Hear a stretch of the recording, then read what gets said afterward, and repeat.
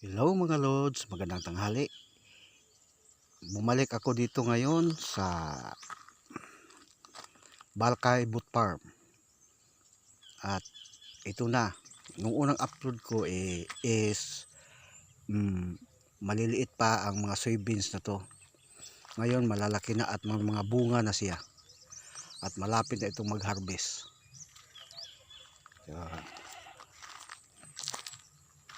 Ito po. Ang ganda ng ganda ng soybeans at ang tataba.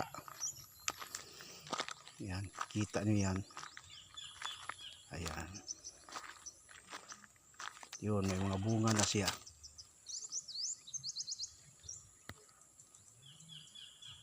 Ayan. At eto. Ayan.